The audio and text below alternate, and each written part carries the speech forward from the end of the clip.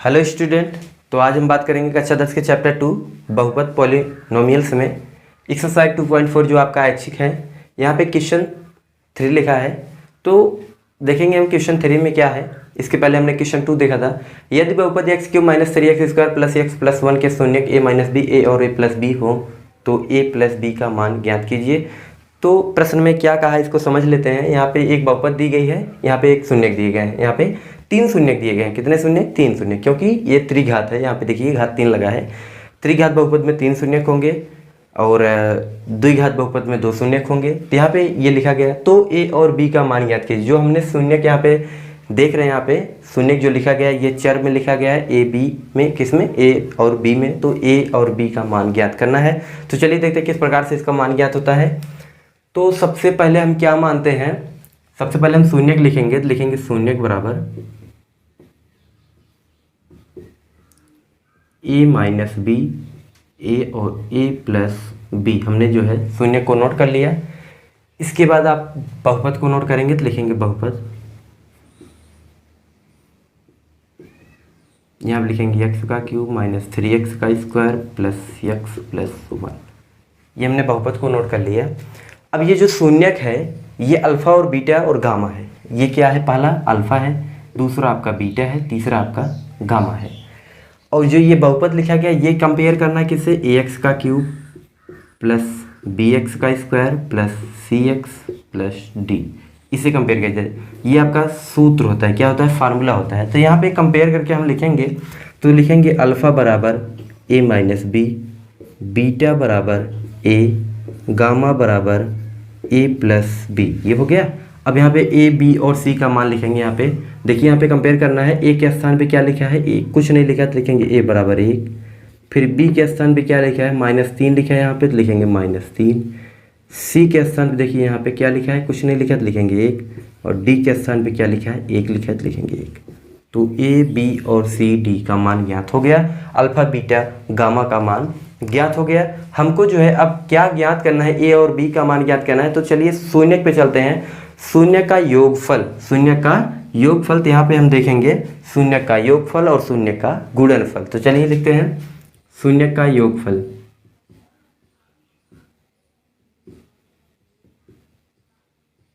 जो शून्य का योगफल होता है वो क्या होता है? अल्फ़ा, बीटा और गामा। लिखेंगे अल्फ़ा + बीटा + गामा बराबर b/a होता है। क्या होता है? b/a।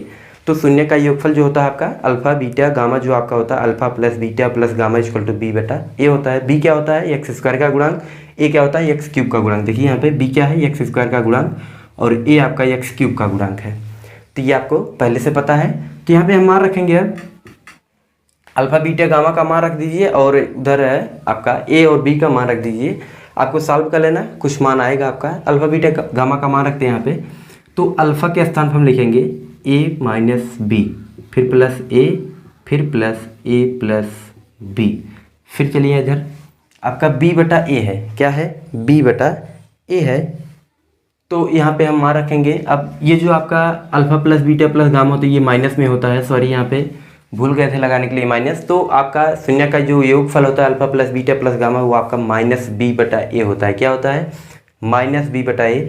तो यहाँ पे हम मान रखेंगे अब b और a का मान। तो b का मान कितना? -3 है, तो लिखेंगे यहाँ पे माइनस, फिर b का मान -3, फिर बटे a का मान आपका 1 है तो लिखेंगे 1। ये समझ में आया आपको? आगे चलते हैं। यहाँ पे b और b कैंसिल हो गया। यहाँ पे a आपका 3a हुआ। कितना हुआ? 1 यहाँ पे, 1 यहाँ पे, 1 यहाँ पे। तो तीनों जोड़ लिया गया, आपका 3a हुआ। कितना हुआ? 3a बराबर, यहाँ पे लगाएंगे, सॉरी यहाँ पे बराबर यहाँ लगाएंगे तो आपका माइनस माइनस आपका प्लस हो जाएगा। तो लिखेंगे +3/1। तो a बराबर आपका क्या हो जाएगा? 3/3 बराबर 1। तो हो जाएगा a बराबर 1, सॉरी a बराबर आपका हो जाएगा 1। तो ये आपका आंसर आ गया a का मान। तो आपका a का मान आ चुका है। अब हम निकालेंगे b का मान। किस प्रकार से b का मान निकालेंगे? अब हमने लगाया कि शून्यकों का योगफल, अब हम लगाएंगे शून्यकों के गुणनफल के योगफल। तो आपका ये होता है, आपका क्या हो जाएगा? यहाँ पे लिखेंगे अल्फ़ा × बीटा + बीटा × गामा, फिर + गामा × अल्फ़ा आपका होता है यहाँ पे तो इक्वल टू आपका ये क्या होता है, सी बटा ए होता है। क्या होता है, सी बटा ए होता है। ये आपका हुआ। अब इसके बाद यहाँ पे हमको मान लिखना है। क्या लिखना है, मान लिख देंगे यहाँ पे अल्फ़ा बीटा और फिर बीटा गामा। यहाँ देखिए अल्फ़ा बीटा गामा का मान लिखा गया है, तो लिखेंगे यहाँ पे ए माइनस बी इंटू बी का मान, देखिए बीटा का मान ए है तो लिखेंगे ए, फिर प्लस बीटा है ए इंटू गामा का मान ए प्लस बी है तो लिखेंगे ए प्लस बी, फिर आपका प्लस गामा, फिर आपका ए प्लस बी होगा, फिर इंटू अल्फ़ा का मान ए माइनस बी होगा तो लिखेंगे ए माइनस बी, फिर बराबर आपका सी बटा ए है, सी का मान 1 है, ए का मान 1 है तो लिखेंगे 1 बटा 1। ये हो गया।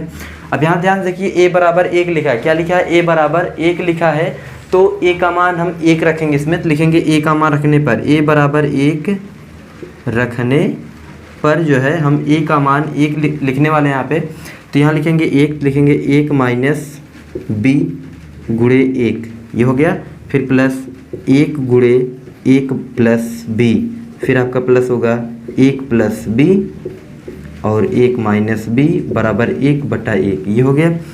अब यहाँ पे क्या होगा, ये आपका हो जाएगा 1 माइनस बी, 1 माइनस बी हो गया, फिर यहाँ पे प्लस 1 प्लस बी, फिर प्लस यहाँ पे देखिए वर्गांतर बनेगा तो लिखेंगे 1 का स्क्वायर प्लस बी का स्क्वायर, सॉरी यहाँ पे माइनस बी का स्क्वायर होगा। ये आपका ए प्लस बी, ए माइनस बी वर्गांतर हुआ तो बराबर 1 बटा 1 हो गया।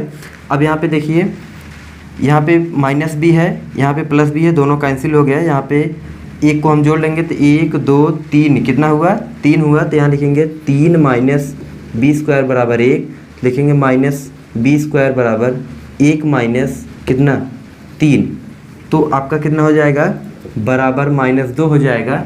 यहाँ पे देखिए जगह नहीं है तो हम बगल में लगा देते हैं, कोई दिक्कत नहीं है आपको। यहाँ पे देखिए माइनस बी स्क्वायर, तो हम नोट करेंगे यहाँ पे माइनस, यहाँ लिखेंगे माइनस बी स्क्वायर, सॉरी लिखेंगे माइनस बी स्क्वायर बराबर, यहाँ पे देखिए -2 आया है तो लिखेंगे -2। अब ये माइनस माइनस कैंसिल हो गया, बी स्क्वायर बराबर 2 आया तो लिखेंगे बी बराबर प्लस माइनस √2, ये आपका आंसर हो गया बी का मान। अंडर रूट क्यों लगाया, क्योंकि आपका जब वर्गमूल निकाला जाता है प्लस में भी लिखा जाता है और माइनस में भी लिखा जाता है, प्लस माइनस दोनों लिखा जाता है। ए का मान हमने यहाँ पे लगा के दिखाया, बी का मान यहाँ पे लगा के दिखाया। ये आपका बी का मान किस प्रकार से आया, हमने यहाँ पे लिया अल्फा बीटा, बीटा गामा और गामा अल्फा बराबर सी बटा ए, हमने मान रख दिया, इसको सॉल्व कर दिया। यहाँ पे इसको मान रखने के बाद आपको ए बराबर 1 रखना, क्योंकि हमने यहाँ पे निकाला है ए बराबर 1, तो ए बराबर 1 रखेंगे तो आपका आंसर आ जाएगा। यहाँ पे देखिए वर्गमूल निकाल दीजिएगा, आपका आंसर आ गया +-2। ए बराबर 1 आया और बी बराबर +-2 आया। आपका 2 आंसर निकालने थे, ए और बी का मान। क्वेश्चन में क्या है कि ए और बी का मान ज्ञात कीजिए, तो आपका ए और बी का मान ज्ञात हो चुका है। ये कंप्लीट हो चुका है क्वेश्चन नंबर 3।